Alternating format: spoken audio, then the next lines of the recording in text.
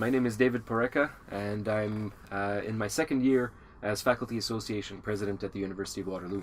I'm from the Classics Department. I'm the medievalist in the Classical Studies Department, and have been at the University of Waterloo since 2003.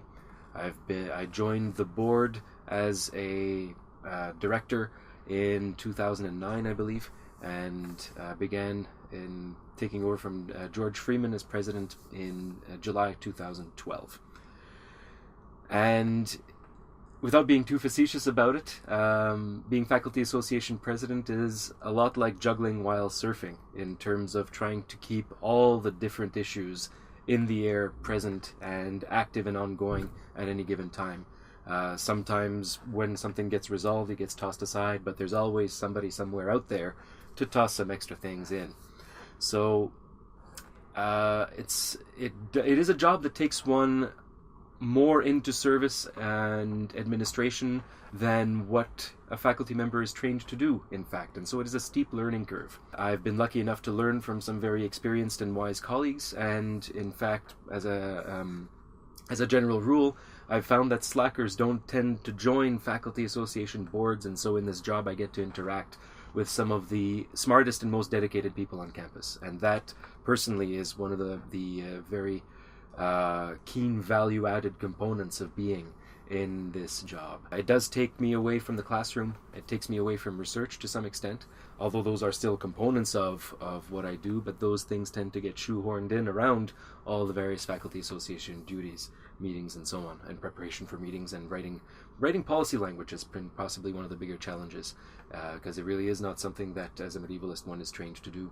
The fact of being able to defend things like academic freedom, collegial governance, and principles of equity makes the job feel actually quite meaningful in terms of me getting up in the morning and being able to look at myself in the mirror and saying you're actually doing something worthwhile. It's somehow enabling 1,160 colleagues to do their jobs better feels somehow, a lot of the time, more significant than plowing my narrow field, as valuable as that may be.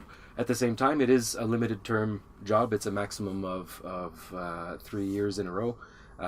And once that's done, one goes back to being a full-time researcher and teacher. And that's where I get back into the classroom, back to the students. There's a whole cohort of medieval studies students who will not have received instruction in medieval Latin from me, and for that I bear my share of guilt. One also gets to learn a lot about how the university works. And that is one of the principal reasons I got involved in the association, is to get a handle on how this institution that signs my paycheck works. And it sure is an insightful way of gaining that sort of knowledge and experience. So there's a good value added component to the job there as well.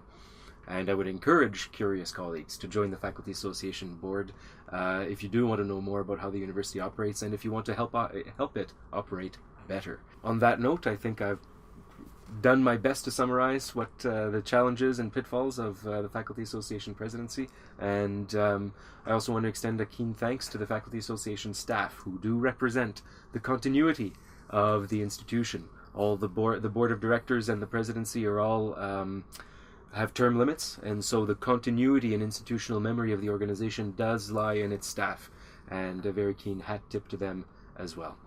So thank you for the opportunity to share these thoughts.